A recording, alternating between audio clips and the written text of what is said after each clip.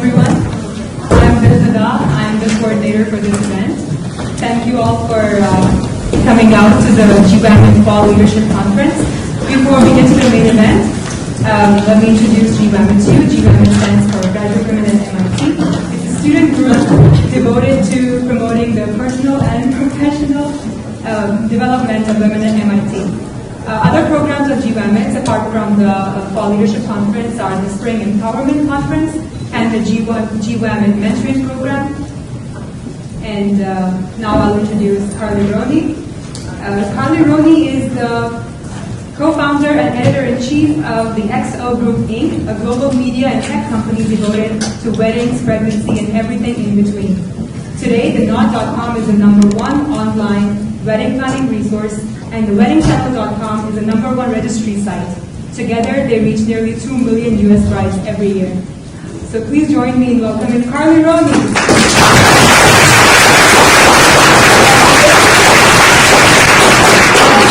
Right, Mr. Audio Man, did I turn this on? Yes, it sounds loud. Okay, so this is like the least high-tech presentation you have ever seen. I have my handy notes and my piece of paper. I figured I'm not going to even try to compete. I'm at MIT, so I was going to, do it in like Sanskrit on a piece of stone. But this is as low tech as I could go. But I'm super excited to be here, not only because it is warm and dry. I'm hoping to grab a shower somewhere before I go, because where I am in New York City, we have no power all week in our offices. It just goes to show you can build a startup and survive for 17 years, and a hurricane can knock you out for a week. That's what the stock market doesn't do to you. A hurricane can. But I'm very excited just to be here and to not only be in the room of like the next generation of entrepreneurs and sort of leaders of the entire technology space, as well as many others, as I understand it. But it's also my favorite thing to do in any month is basically to kind of get out and connect with people who are thinking and dreaming of what is going to be possible in terms of creating beautiful products and services and for people. So I'm going to take you through my quick sort of presentation, tell you a little bit of the story, the background of us, and then the kind of story of how we got there. Hopefully have some really some good takeaways for you along the way. And then my actual favorite part of these presentations is where you ask the real things that you want to know. So the Q&A portion. So I'll try to kind of get through and leave some time for that. I also don't have an issue if you interrupt me along the way because sometimes maybe I'm not that clear. Okay, so just as some background, for those of you who don't really know what XO Group is, we were actually founded as just the Knot, and grew from that to be the go-to source for, this is our mission statement, the go-to source for millennial women in the most dramatic moment in their lives, which is this sort of 5-year period between tying the knot, getting engaged, building and feathering their nests, and making babies. This is truly this very intense period of lives where you're making decisions. Who in the room is married? Or who in the room is engaged? Who in the room is married? Who in the room has babies? You look tired. Anyway, so we basically started with the concept of building truly beloved brands that were incredibly focused around a consumer rather than the business goals of these particular areas. And these are our 3 brands, the Knot, the Nest, and the Bump. And we really are focused on whether people are kind of passionate. We want to hear that people I love the Knot is the phrase we're looking for people to say and give things around. But we started out as websites, but we really always saw it as building the absolute full solution. So it's the web, it's the core of our experience, but we went out and in a weird sort of twist created magazines because we felt like magazines were being done badly and we could do something different informed by our web experience. We went out and built magazines. We obviously, are providing services along every kind of social front, but we also have books and, mobile and, we produce a ton of video. Every medium there is out there, we are looking to be the go-to resource for brides. And any time a medium pops up, we believe that we can be a part of it. And I'll tell you a little bit of the story behind that. every platform, as I said, and it is weird that we have books, but books are what actually get you on television. Websites do not, for some reason. They are scared by them. So we went into that. So we basically built the same model. We went to the Nest, magazines, and books, and really just try to be everywhere. It's in such a short window of time to talk to this audience that you want to be everywhere they might be looking for information. And everywhere, every different aspect of what you're doing should also be done incredibly differently. But we believed informed by an information-driven style of thinking. And then following all the way through the bump, and for moms, a lot of the focus actually was also on mobile, because moms are so mobile and on the go. And so that's, so we go from all the books and magazines and websites, obviously, but a personalized mobile experience.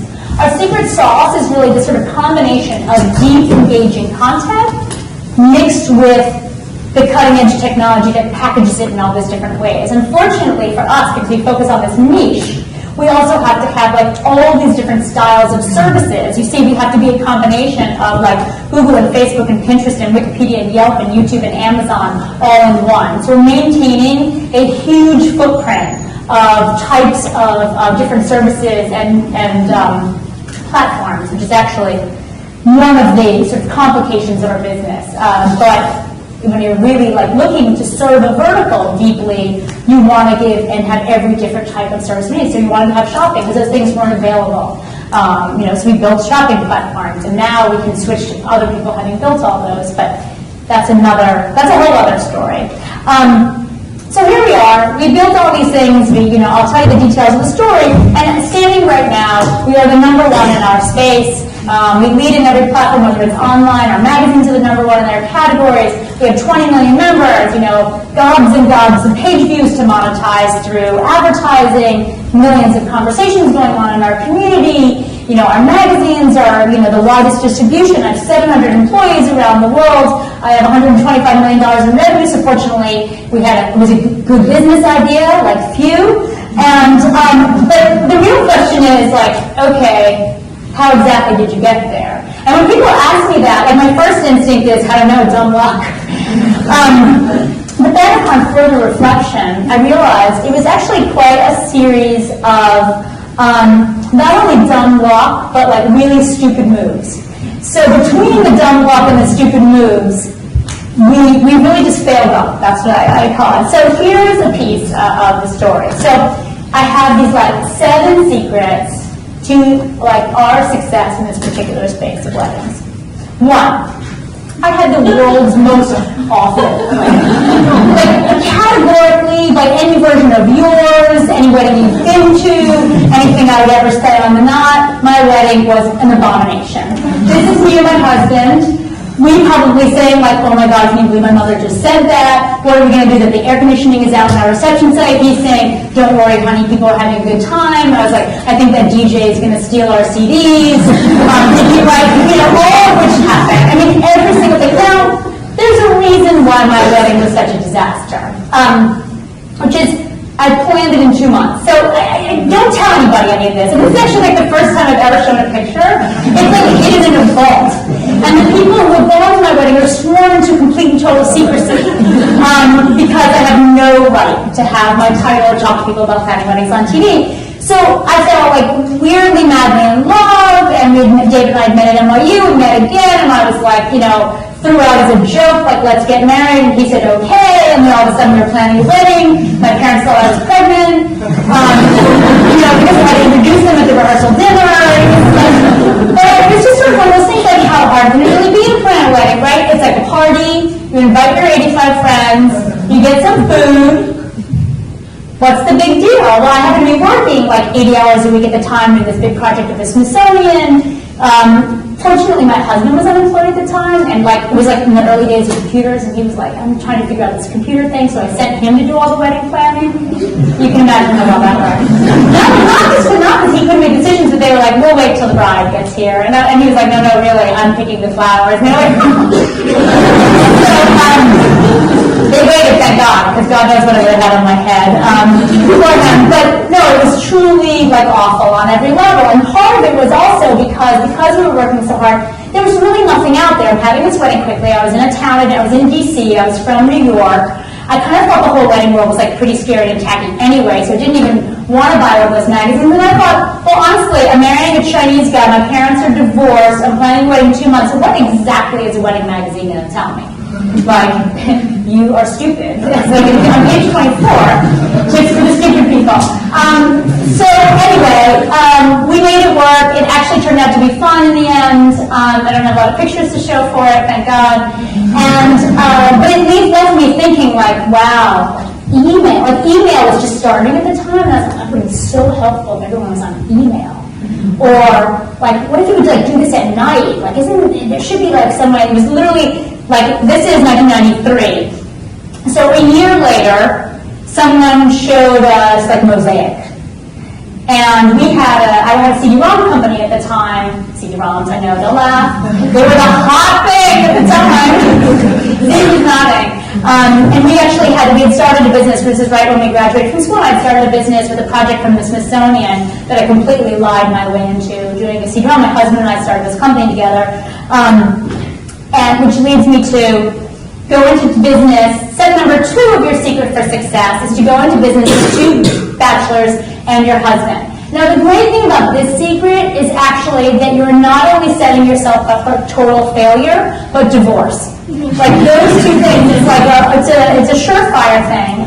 These 2 guys are 2 of my founding partners. It's actually this he's like the bald Jewish bachelor, that's what he called himself at the time. It was actually his idea to found this company. And when he said it, he's like, I'm thinking this like internet thing, maybe like something for weddings. And I was the only, David and I, my other husband, the one on the previous slide, we were the only ones who were married, and we were like, oh man, no.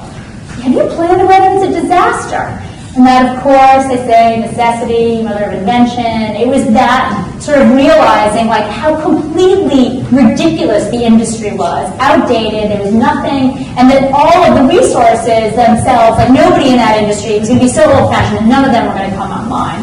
We identified the opportunity, like, okay, internet's going to be like young people, early adopters, you're on a deadline, you have a lot of money to spend, sounds like a good business idea. And we kind of like started to put the 2 pieces together, in our head about what this would be. But I think the takeaway here, though, even from that sort of first slide and kind of coming into this one, is you never know where you're going to find the actual sort of focus of your business, your innovation idea. Some of you obviously can build it from scratch, you'll have it, and sometimes it'll simply be from your experience. And for me, it was the thing that I hated the most. I was not a girl who dreamed about weddings every day since I was born. Obviously, if I was planning a wedding in 2 months, I had not been dreaming about it forever. I would have known better.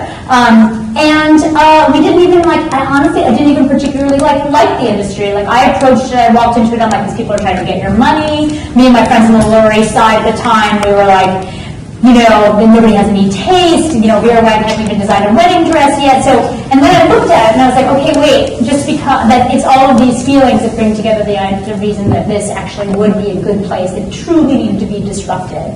And fortunately, I'd studied like anthropology and photography, and I worked my way through college, working in magazines, so I understood media, so I could get my head around the way that this could all be reinvented. I was like, what if we made it stylish and fun and cool, like something my friends and I would run? Then I would like weddings, if it was actually just a really good party and a cool new way to plan it. Now, picking your business partners, the 4 of us knew each other because we went to film school together. Another fine background for building a technology company. And what was interesting about it, though, is that, and the reason why our partnership worked, first of all, 4 people is very hard to start a business around. It worked for us, but pick your partners incredibly carefully. The reason why it worked for us is that we actually all had the same worldview, which was, we were in it not only to win it, but we weren't in it for the money. Not a single one of us saw this as about making millions of dollars. It was about taking on a huge challenge. It was about having, like, everyone on the team had a lot of chutzpah. There's a total simpatico about the way we thought about the objective of what we were embracing. And as you go out into the world and build businesses and think about who you're partnering with, that is actually the core of it. That you have to have you want to have the same sense of the path and what the next 100 feet in front of you hold. The other thing that's to be very careful about is there are 4 of us. 4 of us had very distinct ways that we approached this. We had entirely different skill sets that we were coming into it with. And it was clear from the beginning who was going to do what, and that is essential. There's no such thing as co-CEOs in the world, right? There's only going to be one CEO. And if you're building a team where there's a lot of ego involved, where different people have, issues about their own sense of power and control, and aren't focused more on just getting the job done no matter what it takes, that is going to create havoc on your teams, and something to be very careful about and who you're partnered with. Make sure they're in it for the right reasons, honestly. And the right reason I've always found is just to build something, to make something out of nothing, and that you would do it whether it was going to be a great business idea or not, if it was truly going to help people. It's like the fringe benefit for the right person, I think, that it actually is a great business. Now, mind you, it's critical that it is a good business, and that's obvious, and that comes into doing the business plan and all of that, which, honestly, we did not, not a single one of us had a business background. My husband had a little bit of business background because he worked at startups. They really love this when I give this presentation at Harvard Business School, because there's a case study on us. When I say, oh, no, none of us went to business school, none of us went to, and honestly, in some instances, I think that information can harm you, because if you know too much about how hard or what is in front of you, it can be very difficult to constantly suspend your disbelief, right? To constantly believe that it's possible, and to stop saying no because, but yes if. Which I think is the secret, honestly, to being an entrepreneur, is to say yes, if, and have everyone on your team think in that exact way. Let me see, what's my next secret? Oh, pick a brand name that no one understands. So we got our seed financing. The 4 of us came together. We heard that AOL, of all things, had a venture fund, and they were giving out money. And so we went and pitched them this random idea that, and we put together a PowerPoint presentation, not even like a little mini spreadsheet about what our business was. And we went in and pitched this to them, and they were like, I don't know, sounds like a really bad business idea because your audience churns every year. But we brought in these big stacks of wedding magazines, and literally, I kid you not, in the pitch meeting, the guy's paying no attention to me. He's flipping through this wedding magazine. And we were okay, we bombed. Forget it, let's go back to our day jobs. And then at the end of our presentation, he looks up and he literally says, I think this is the worst business plan I've ever heard. And he flips the magazine but I smell money. I swear to God. And we were is that a thumbs up? And he's you're funded. Okay, so then we actually don't have any idea what we're doing, just for the record here. But one of the critical feature stuff, and I'll get into what we're doing in a second, but one of the things that was most important to us, we had a huge whiteboard, and the first name I ever thought of for this was The Knot. I was it's cool, it's different, it's tying the knot, it feels fresh. We knew we were not starting a Me Too company, right? The AOL, who funded us, they actually wanted us to call the company Weddings Online. I was that's so catchy. It almost tempts me. And we were Weddings Online, that's the worst name ever. You can't put Weddings Online in a book or on a magazine. And you could almost hear them looking at us little whippersnappers. They're funny. They're books, magazines, TV shows. These guys are totally fooling themselves. But we truly believed we were building a brand, and that the brand was all that could compete. There's millions of companies out there. Condé Nast has gobs of money. The #1 magazine, they were at the time, there were 3 huge magazines printing money. And we realized one of them just had to wake up. And when they woke up and decided that they were going to put all of their money in this category, we had to have something more than a Me Too company that took content just like theirs and put it on the internet. We had to build something that was distinctive, that had a distinctive voice and vision, and actually that was defensible no matter who else came into the space. And that's why it was really critical to us to call it The Knot. The reason why AOL hated it was they were when you're looking down the list box, it's going to sound like a sailing site. Or it's going to sound they had lots of, ideas of what it was going to be. So that's why we came up with a sort of tagline of Weddings for the Real World. And this is actually our original screen that launched on AOL. Which at the time also, we were we picked this very aggressive illustrator, and everyone hated everything that we did about our design. We knew it was this really cool illustrator who did the illustrations for all these really hip brands. but in the rest of the country, they thought like we were totally whacked. But we had this conviction about being different and distinctive and being edgy and having this sort of brand name that we were willing to take the risk. And so there was literally a moment in time where the funders were sitting there like with our check. They were like, we're not going to cut this check unless you call it what we want you to call it. And we were like, went away. This was like this big, huge event at AOL. We went behind like this like screen and sat there, the four of us, and said, we should say back, we don't want your check unless you call it what we want. And we were like, should we? Might as well. And that was the attitude that was shared between us. It was literally like, we want to do this the way we want it. So we walked down and we were like, we don't want your money unless we can call it what we want to call it. And they, of course, we completely called them on their bluff. And they were like, okay. We were like, whew. And what was funny about this, and the lesson I would put into this as you go out there, like, your investors have different interests than you do.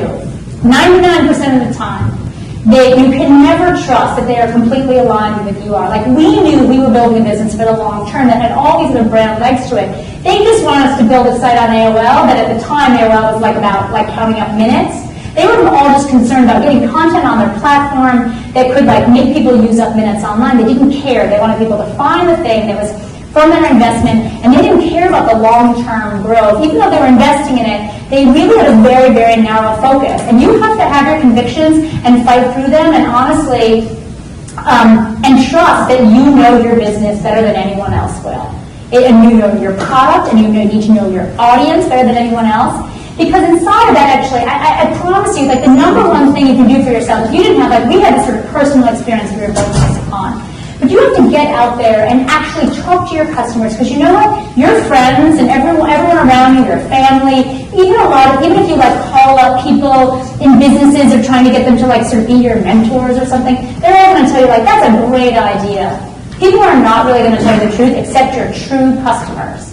Right? So make sure that as you're thinking of your ideas, you're getting out there and you're vetting them in front of real people who you have no vested interest in telling you anything other than the truth. Because that's what it takes for you to make sure that your idea is like really thorough and well thought through. And that's, as I said, that's not going to be your funders as much as you want to believe that it is. So let me see that. Okay.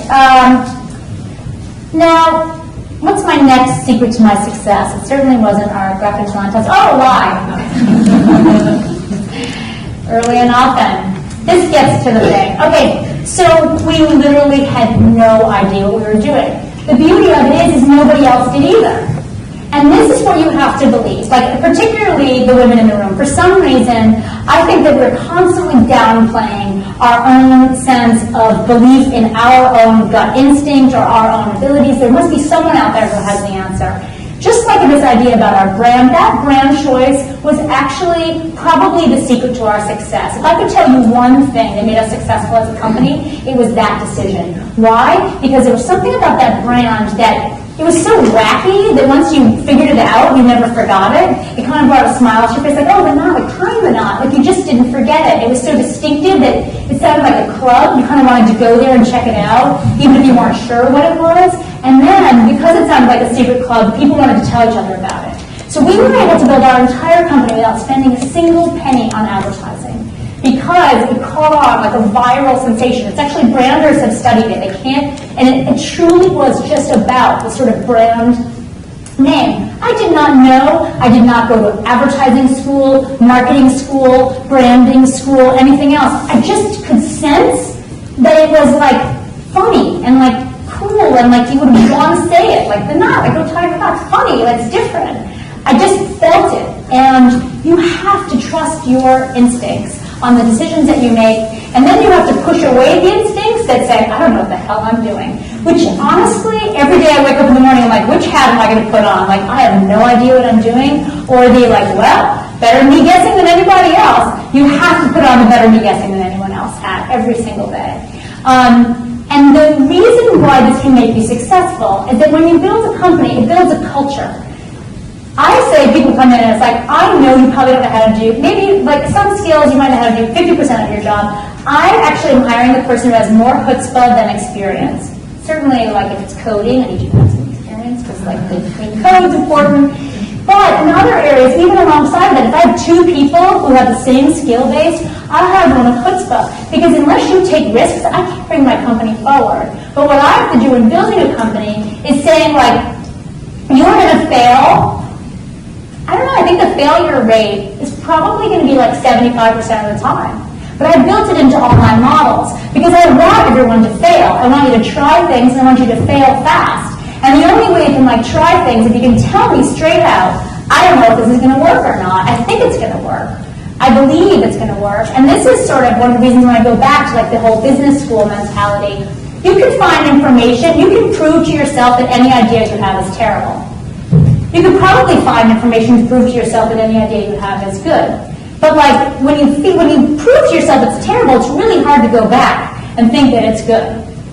So our belief is actually, you don't busy yourself proving why it's terrible. You just spend that amount of time proving to yourself why it's good, and then spend that same amount of time actually building it. And in that same amount of time, you could have thought about it, built it, found out if it was good or bad or not, and gone back to the beginning, fix it or throw it out or put something else in place. And this is part of the culture that we believe in, like lie, fail, but just do it all fast. And I think it really has been part of our success, and it's hard to keep it present, right? Because the risks get higher and higher and higher.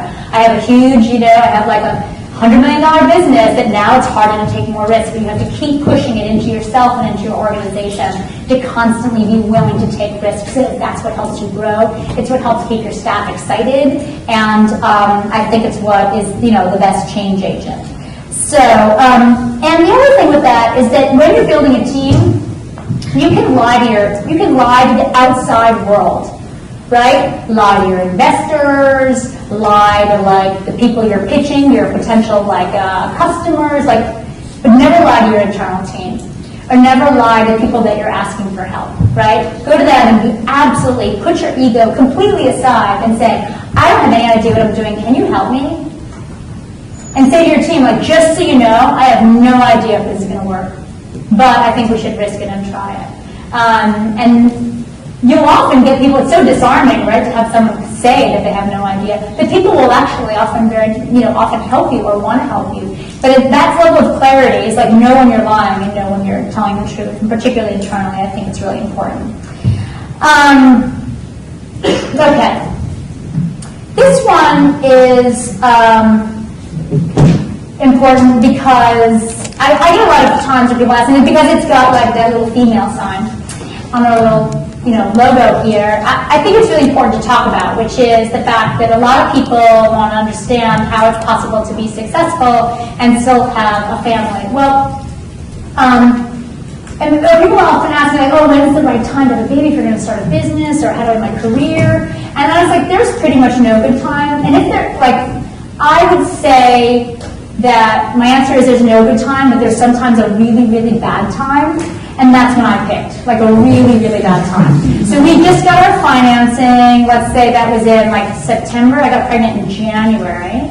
So here we are, building our core product, just received our seed round of financing. You can imagine my business partners. They were like, what's up with this? I hid it for as long as I could, but then I was scarfing down this meatball sandwich once, and someone looked at me and they were like, you're pregnant. I was like, uh-oh. And it was true. And unfortunately, my two business partners were completely game. Same thing with the attitude. They didn't suddenly look at me and say, oh, great, now what, are you going to stop working so much or whatever? They're like, okay, it's just par for the course. We're going to have to figure all this out. It was not easy. I can tell you, when you're already working 17 hours a day, there's nothing to add to your sense of relaxation and comfort and command of your world than a newborn to take care of. In fact, I was so clueless, honestly, leading up to it. I was so focused on this business, the belly is growing. I was literally going into labor as I'm doing something on my computer the morning of. I was like, I really think I need to go to the hospital now. I think that's what they call it, water breaking. Shoot. So I went to the hospital, and I had the baby. I'm coming home. And I'm riding home in the car with my little 8-pound, 12-ounce Havana. I ate really well. I was pregnant. It was big. And I got home. My friend who's taking me home from the hospital was like, "So you have everything?" And I actually turned to her and I said, "Why? What do you need?" Not something I want you to tell my bump followers. Really tweet that at the bump, right? And she was like, I don't know, diapers? I was like, oh, shit. I mean, literally pulled over to a drugstore on the way home from the hospital. Like, but this is how, like, minded you become. You're, like, so focused on your first baby, your business, right? I'm like, oh, the second baby. But fortunately, I was, you know, it was really delightful for me. I had a lot of staff who was willing to, like, strap on the baby while I was on a conference call and take them on a walk around the block. I mean, I got absolutely no sleep. I think I dropped down to like 90 pounds and had like huge raccoon eyes, and you just have to really the secret is, dears, you just have to learn to live with no sleep. If you're a person who needs 10 hours of sleep a night, or 8 hours, or even 6 hours of sleep, that's going to be really hard to manage. So we can learn to survive on no sleep. It is totally possible to have it all. Just not a manicure, as you can witness. Don't look at my hands in the customer. But it is, I think, what is interesting about it, and is what made me, I mean, here I am a company like focused on women. I have a baby brand as a part of my business, and I actually have like a lot of women in my company. What it made me understand, though, it made me better at 90% of what I do. I don't work any less than anybody else. I just don't necessarily work at the same moment. I work a lot. People get a lot of emails from me between 11 and 1, which they feel inclined to answer. I'm like, just because I'm up doesn't mean you need to be. But it also made me incredibly decisive. Like, one of the things of being short on time, I'm completely a believer in things take the time allotted. So here I have a lot of women on my staff now who have babies. They are the most decisive women on my teams. They are in, they're out. They are like no funny business, no water cooler gossip. They are in, they're decisive, they are out, and they're incredibly dependable, and they're incredibly forward-thinking and smart. And I believe it is all possible.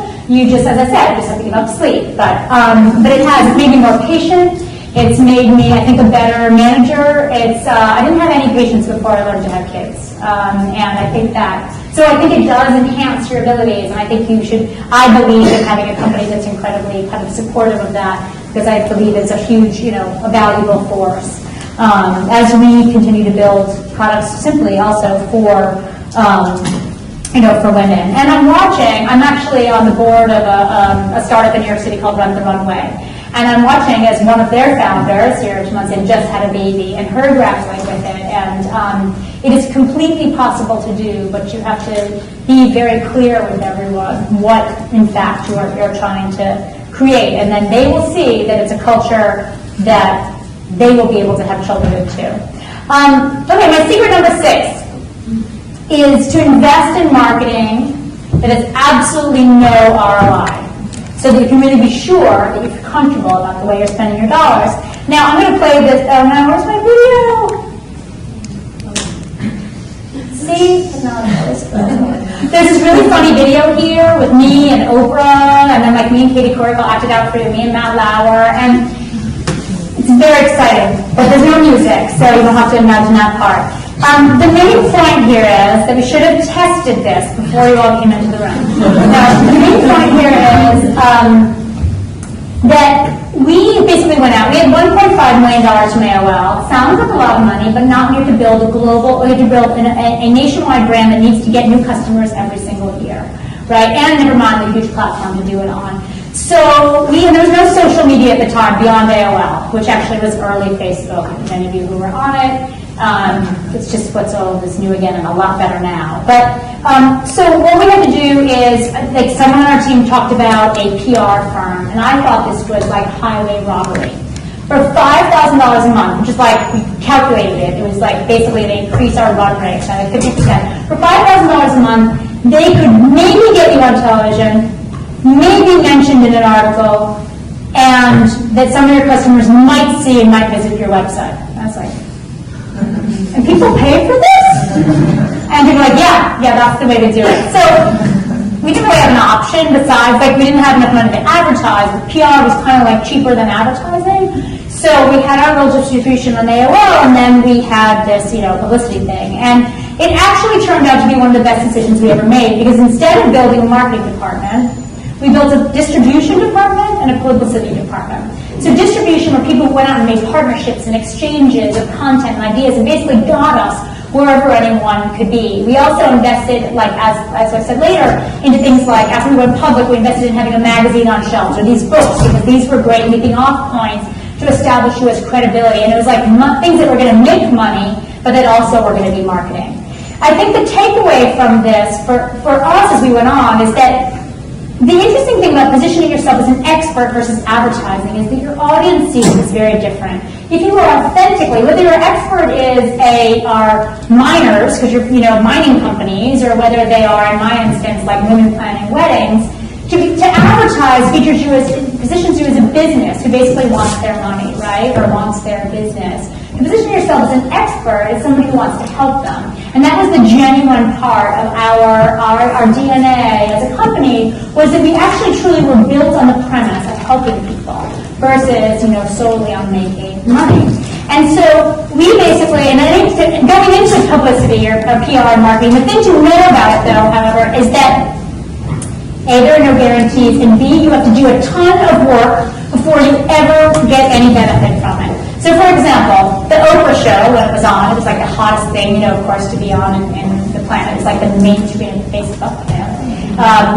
And they called us like 9 times to do work for them. Like, hi, could you fly like 50 dresses to the Oprah show? No, we don't have any room for an expert. Like, hi, could you find us people to be on our show who are this? Like, no, sorry, we don't have any room to mention you. Like, do you? And again, and again, and again, who will end up in, eventually they feel guilty enough, or they're desperate enough, or they know you can deliver for them enough, that they call you when they need something. We did an entire show, and it actually changed our business. We also created a series of the Today Show that went on for 10 years, where we did this first kind of interactive television thing, where people voted on someone's wedding online. And you basically saw the wedding options on TV and then voted on it online. It became like its 10-year run. But it basically becomes, from positioning yourself as an expert and doing anything that any reporter or publicist or whoever wants, despite the fact that you would always go into it. It's like lending money to a friend.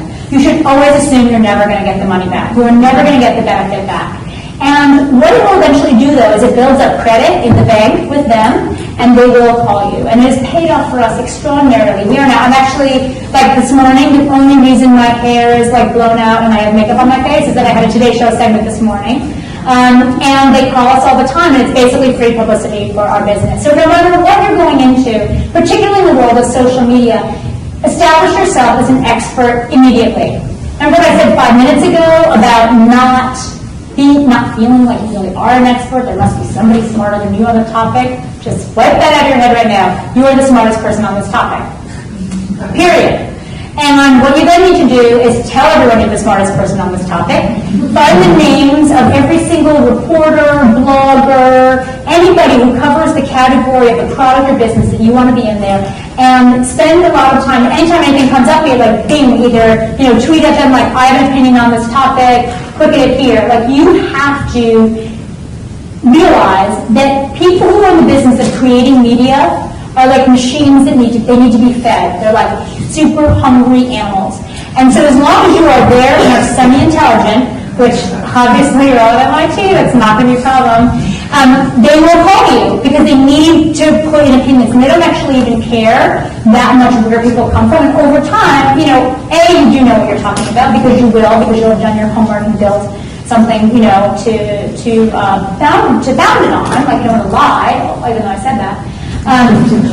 But it is really critical, that assessment, and particularly in this world now, where we're in this sort of social sphere, where there's constant information flowing everywhere, but it's a critical part of what is a very inexpensive and long-term brand-building marketing strategy, is to really establish yourself as an expert.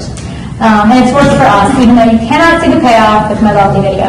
Okay, secret number 7. Just when you're starting to sleep at night, which for me was about 2 years ago, you need to do something to give you insomnia again. Which for us is we just launched our business in China 2 years ago. Oh my God, that is like really stressful. Fortunately, my husband's Chinese. You saw that in picture number 1, secret number 1. So that helped a little since he speaks Mandarin.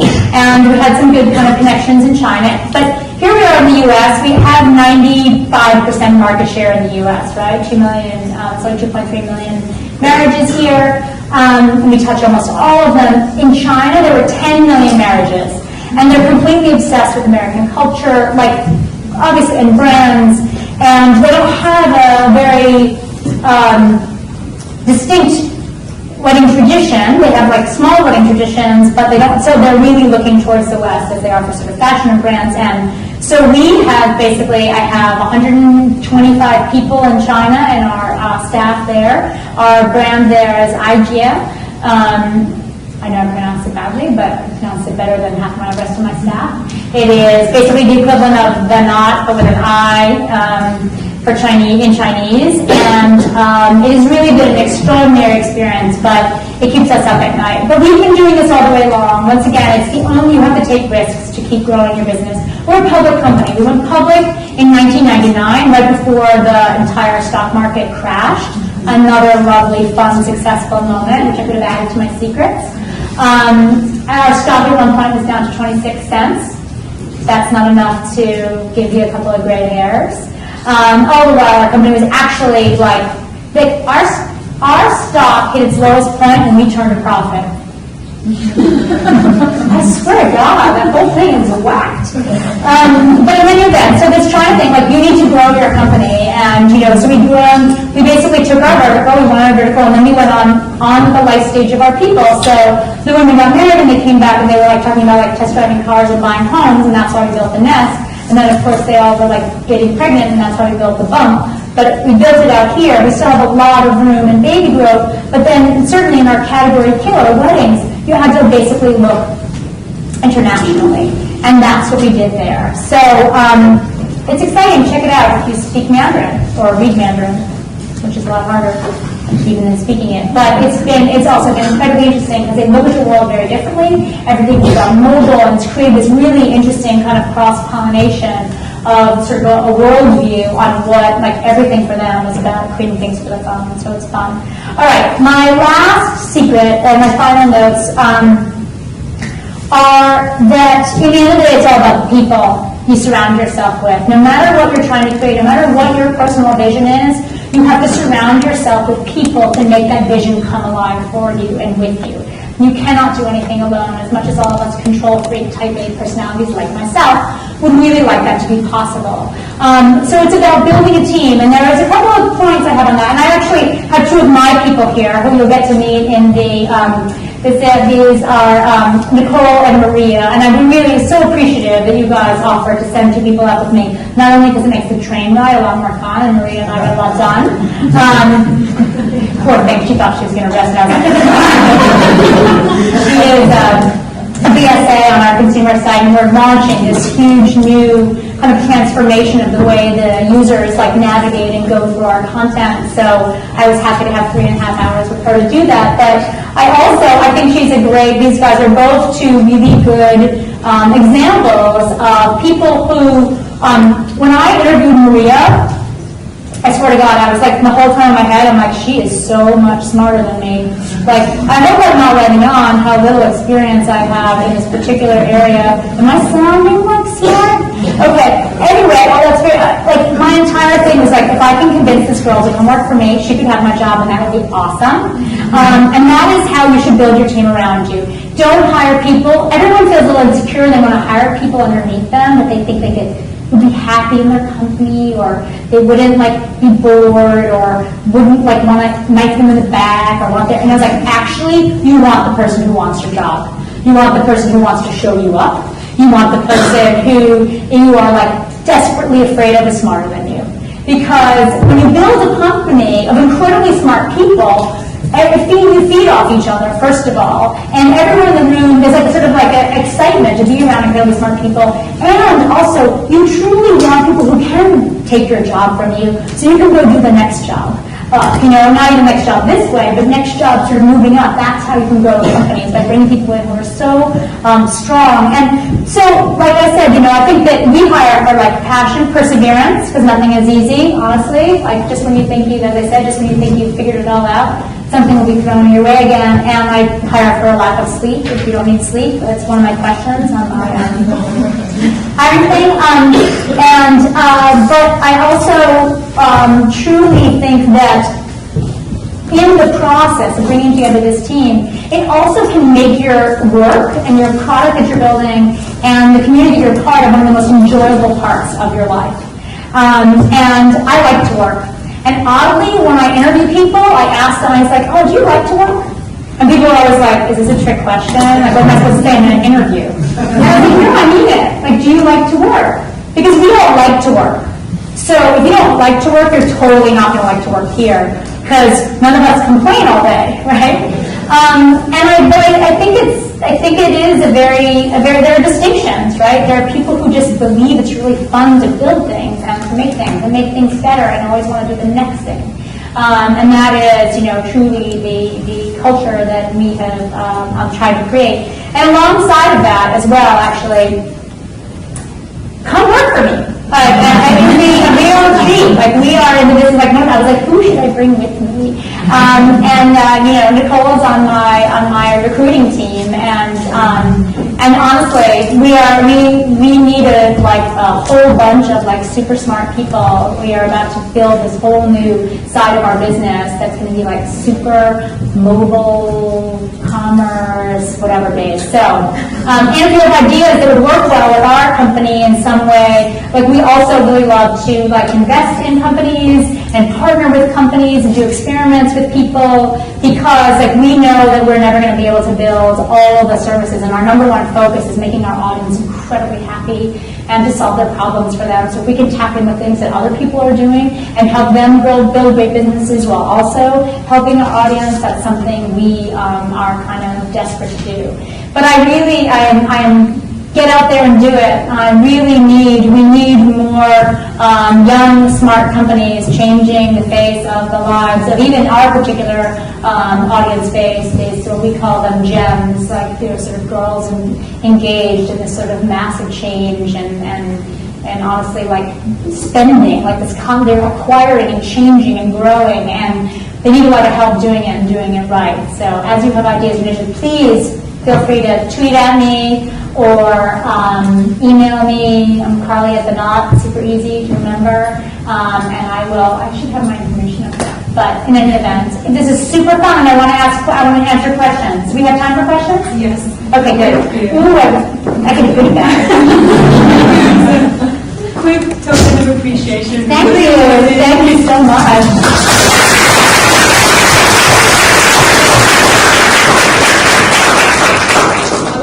Everybody to fill out the surveys and leave them outside. And say really nice things about me. It would be so embarrassing. And there will be a networking session afterwards. It's going to be wonderful, and you can mingle with these ladies. So please stick around. And questions.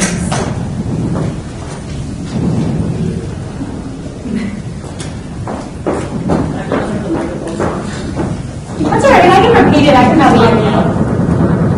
Can I just say it? It's all right, just say it. I think we'll go ahead and not be on the board of Rent the Runway. Why am I on the board of Rent the Runway? How did that happen? That's very interesting.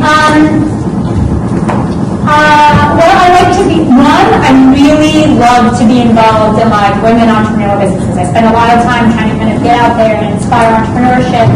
And they asked me, Jen Hyman had actually weirdly sort of met me through the grapevine, and she just really liked what we had built, and they wanted a woman as an independent board member.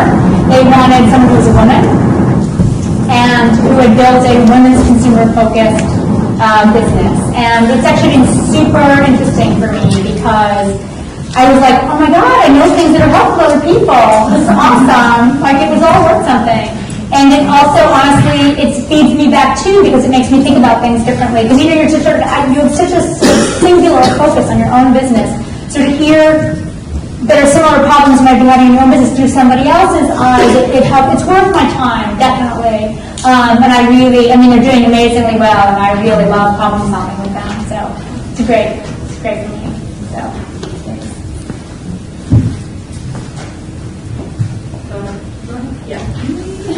Do you do something every day to relieve stress, or is there something you do to feel like grounded every day, so even though things get maybe chaotic, you can still focus?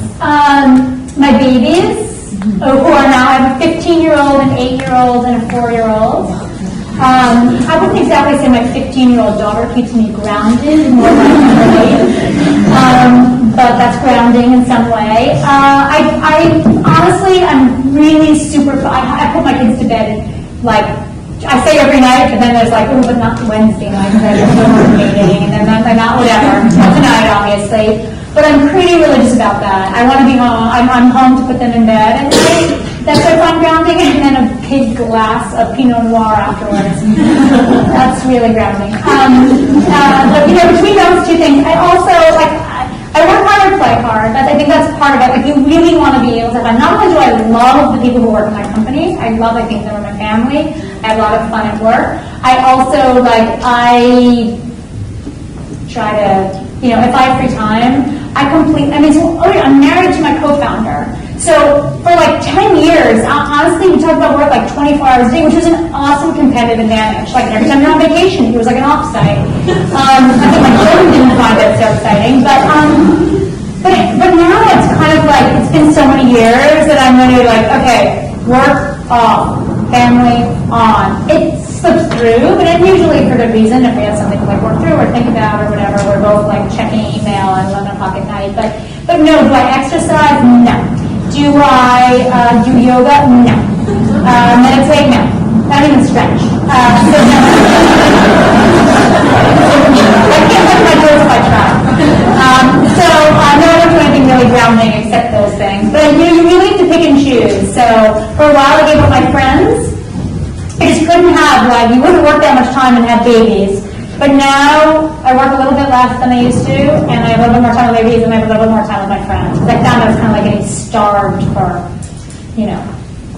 friend time. So.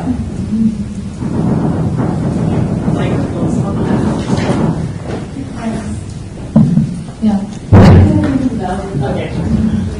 It was more intimate when they talk. Yeah. Okay.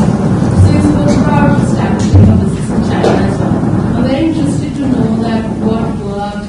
So you had a certain formula or probably some do's and don'ts for the US. How did it work in China? And given that your partner is Chinese, what are the kind of conversations you had? Because that gives me an idea that you might be thinking that he's a subject matter expert on culture.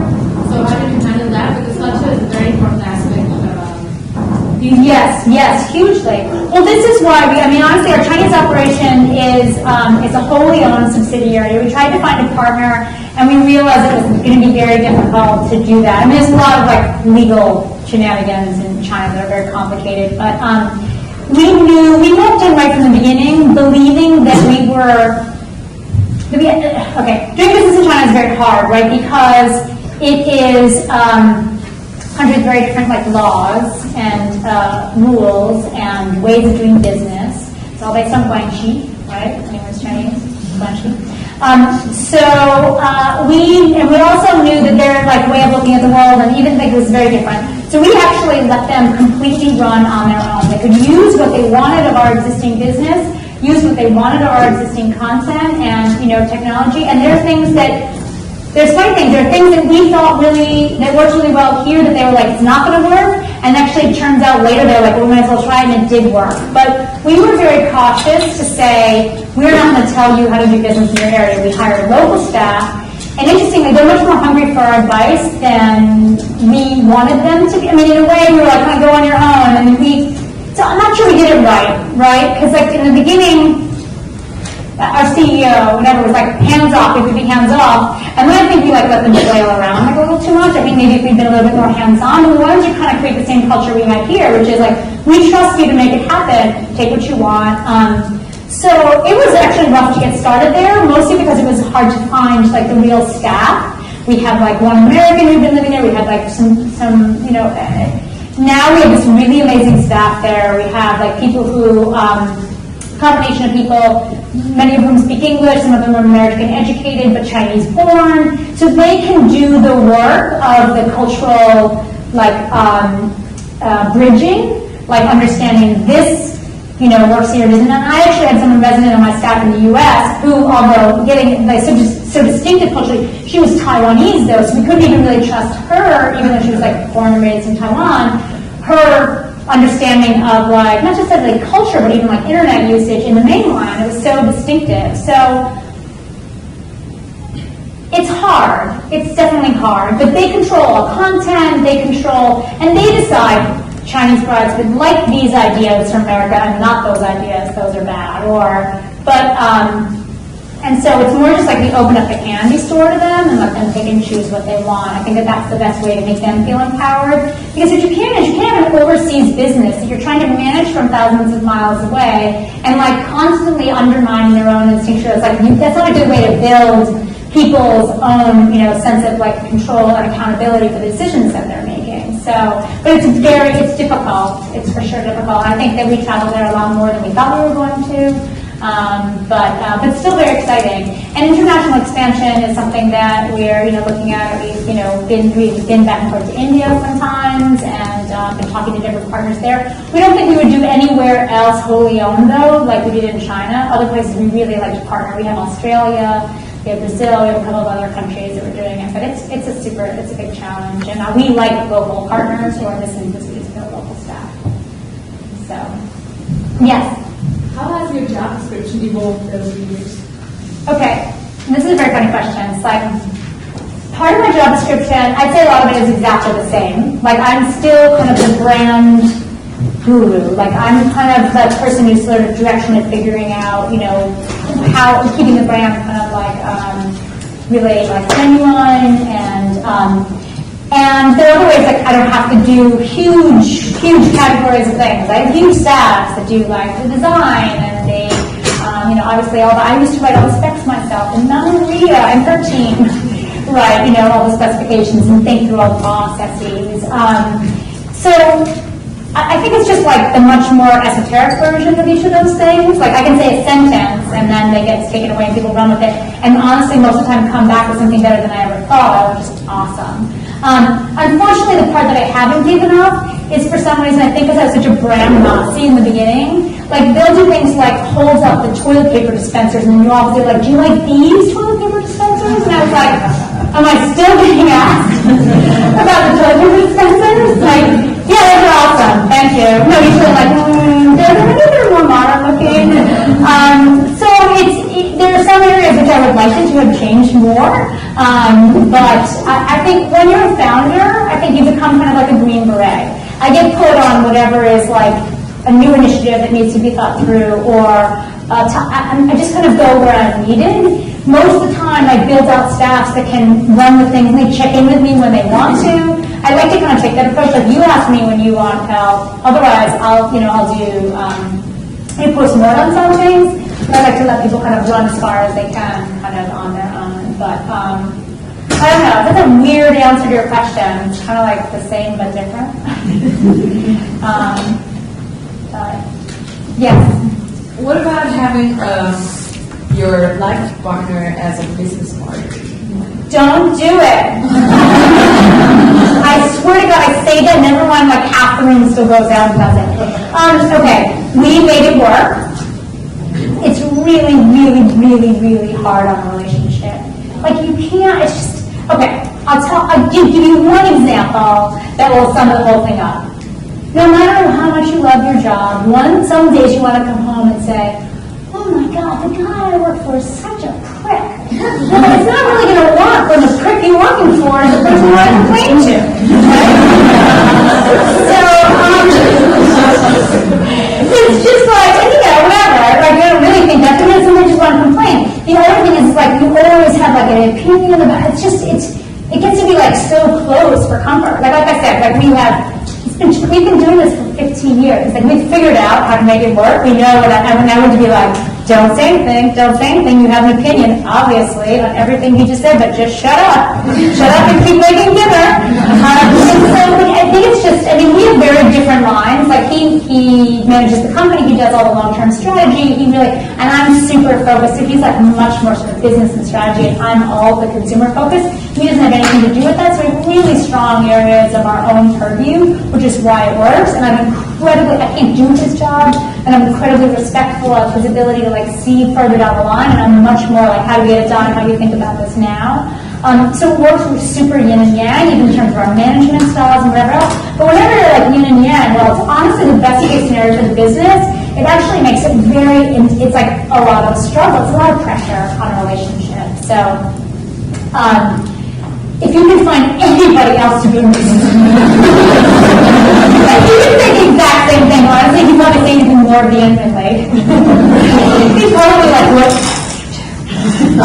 So I think it's a challenge. I think a lot of people do it though. There's a lot of time. The stupid thing is, and actually a very funny story, we were getting our second round of financing, and as part of the closing from a venture capital firm like Hummer Black in Silicon Valley, and as part of the closing thing, we were in the middle of about to acquire this other company, and they called us up, so we're closing our own venture fund round from them. And they were querying about the fact that we were going to buy this other company that was run by a husband and wife team. And I remember David was and we were at home, it was off hours on a Saturday or something, he's walking around and he goes, and he's I probably should disclose something at this moment. I'm not sure if you guys are aware of this, but Carley and I are also married. They actually didn't know. We kept it really, we didn't wear our wedding rings for the first 3 years. AOL invested in us and didn't know that we were a couple. Until the PR firms made us kind of come out because they thought it was a cute story, married couple found this wedding site. And so here we were, and these venture capitalists were you're kidding me. That is the number one failure sign for us as venture capitalists. So that's another thing. If you want your funding, be careful. And they already gone so far down the road with us that they were what are we going to do now? But because I really literally asked David, would you be willing to fire your wife? And I was sitting to hear the answer to this one. Of course he was it's my question, do you like to work? He's of course I would if she was the right person for the job. I was okay. Anyway, so it's anxiety provoking because it can be so much tension. We have a lot of, I have a lot of friends who ran companies together, and some of them ended up divorced, and some of them didn't. So it can be a huge competitive advantage. It can be a huge high risk. I think you just need to go into it knowing that, and probably carve out real clear, you have to walk into it believing that, this is a little TMI, don't tweet this, but there were times when I think we forgot that the relationship should come first, and the business was the most important thing in our lives, and we would have been we were sort of you could easily just be get out of my way, and we have to get this business, you become so passionate about making your business successful, right? So I think there's a moment where we're whoa, we have to make sure that our relationship comes first. That doesn't mean anything except in your mind, right? In your mind, know that it doesn't matter, it's okay if that thing fails, if I'm preserving kind of our respect for one another. But it's hard sometimes. That's why that's a lot of disclosure. But I'm just being honest. Yes. I think we should continue the Q&A at the reception. Yes. Up here. Totally fun. I can take my microphone off.